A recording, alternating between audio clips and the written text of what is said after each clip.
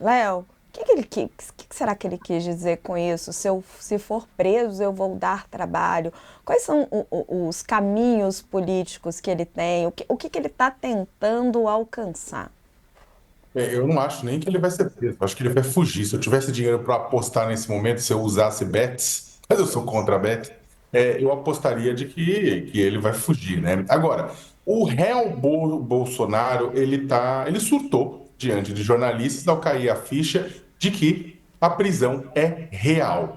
Né, para quem estava com saudade, né, daqueles momentos em que o presidente falava um monte de sandice desconexa, né, para os seguidores no cercadinho do Palácio do Alvorada, o Jair Bolsonaro dá uma palhinha do passado, né? Nesse discurso a jornalista, quem puder ver e tiver com o estômago forrado, dá uma assistida, assim, é interessante, né?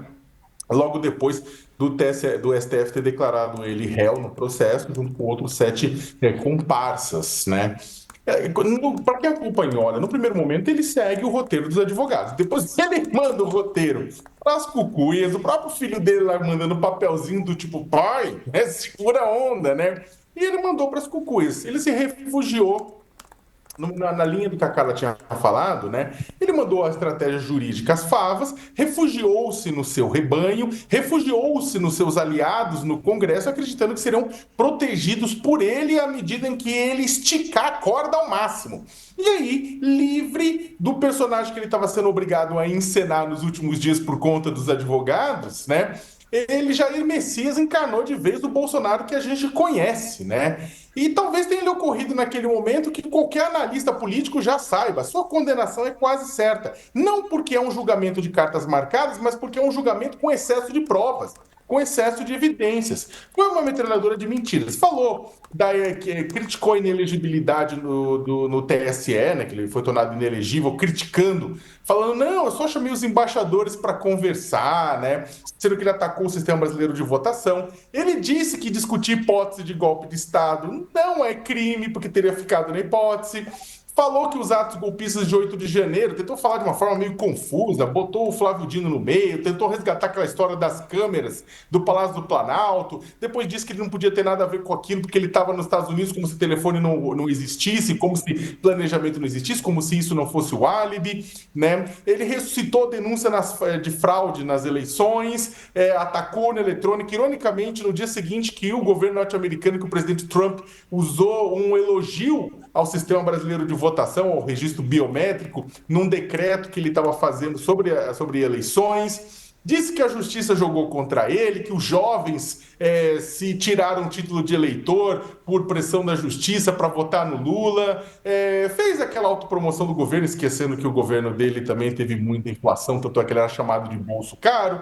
Criticou, falou que o Brasil está virando uma Venezuela, ignorando que a comparação dele com Maduro é feita internacionalmente, né? É claro que tudo ia, claro, atacou a imprensa. É claro que isso não esgota o que aconteceu, é apenas um aperitivo do que aconteceu, né? Mas mostra, né, que o Bolsonaro no seu estado mais bruto, né, um puro suco de Bolsonaro, né? Bem, ele ser tornado réu por tentativa de golpe de Estado era previsível. Só para deixar claro que todo mundo falou aqui, a Raquel falou, a cara falou, todo mundo está falando isso. A contundência do STF, né, deve ter assustado o Jair, que estava lá na fila do gargarejo, né? E aí ele apela para a questão política. Para terminar, a partir de agora ele se debruça sobre duas perguntas. Pergunta 1. Ele topa ser preso em caso de provável condenação ou ele vai preparar o plano B, a fuga dele para o exterior? Ah, ele não está com passaporte. Dá-se um jeito.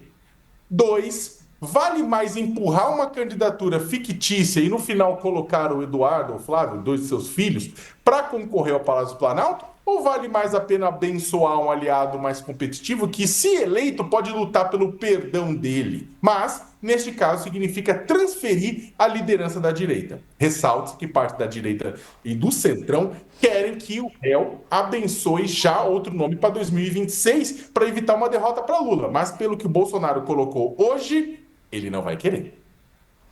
Vamos ver como é que está o clima em Brasília. Carla já está nos trazendo informações, mas vamos chamar a nossa repórter que está na rua. que acompanhou o julgamento o tempo todo no Supremo Tribunal Federal e que agora está andando lá no Congresso Nacional. Letícia Casado, seja muito bem-vinda ao All News. Boa tarde, minha amiga. Letícia, como que está aí no Congresso? Como é que está o clima? A oposição tinha uma coletiva, parece que cancelou. Como que eles estão sentindo, deputados e senadores, o futuro político de Jair Bolsonaro, que estava inelegível e agora é réu? Oi, Raquel, Carla, Léo. É o seguinte, basicamente o entendimento aqui, pelo que eu tenho ouvido de integrantes tanto da oposição quanto da base governista, primeiro de tudo, ser denunciado é normal. Responder a uma ação penal, a um processo, ser investigado, isso tudo é considerado super normal, que faz parte do jogo.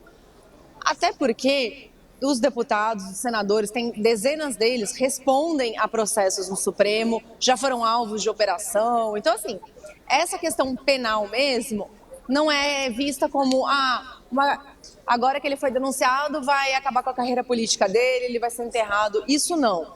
E isso eu ouvi tanto da base governista quanto do pessoal da oposição.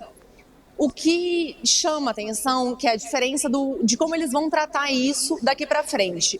Então, a base governista, tanto os deputados e senadores do PT, como de outros partidos que estão ali aliados ao governo Lula, eles falam, olha, a gente tem que olhar para a narrativa que está sendo construída e desfazer ela. O Jair coloca uma situação como se ele fosse uma grande vítima, como se os envolvidos no 8 de janeiro, os acusados, não as pessoas da denúncia da PGR agora de fevereiro, mas os outros mais de 1.000 que já foram acusados no Supremo, que já respondem a processos no Supremo, a gente tem que mostrar que eles não são senhorinhas carregando Bíblia, que não são mulheres que estavam com maquiagem ali. A gente tem que mostrar que são pessoas que de fato cometeram crimes. E isso vindo do lado governista. O lado da oposição, né, da base do Jair Bolsonaro, dos aliados dele, eles falam, aqui é um cenário de perseguição política. É tudo um grande objetivo para tirar o Jair Bolsonaro do quadro político, então a gente tem que lutar contra isso, porque o Supremo está tendo um papel ativo para acabar com a carreira política dele. São essas duas leituras que estão brigando entre si agora. Mas, Letícia, Lula está no Japão, junto com o presidente da Câmara, Hugo Mota, o presidente do Senado, Davi Alcolumbre. A pauta do PL da anistia ficou para a volta. Com esse julgamento, essa votação tão contundente no Supremo, por unanimidade, o PL da anistia hoje está mais próximo ou mais longe de ser colocado em votação ou eventualmente ser aprovado ou rejeitado? Eu estava conversando exatamente isso agora com o Omar Aziz, o senador do PSD. Ele falou, olha, em nenhum momento isso mudou, porque a gente, como o Sakamoto acabou de colocar, já era favas contadas, todo mundo já sabia que o Supremo ia aceitar a denúncia contra o Jair Bolsonaro. Vale lembrar que o Omar Aziz não é aliado do Jair Bolsonaro, inclusive estava lá quando o Jair Bolsonaro era presidente, ele estava presidindo a CPI da Covid, que teve um grande embate com o Bolsonaro. A questão que ele fala, e que também é uma questão que eu vi ao longo do dia, ao longo da tarde, aqui na Câmara, a anistia continua na mesma, porque não era um assunto da população e continua não sendo um assunto da população. Continua estando, a pauta da anistia, continua estando nesse cenário político, de jogo político, de troca política, de troca de votos, né? Você me apoia aqui, eu voto com você ali. Isso tudo vai desenrolar, que não é a situação jurídica do Jair Bolsonaro especificamente que vai alterar isso. São coisas diferentes.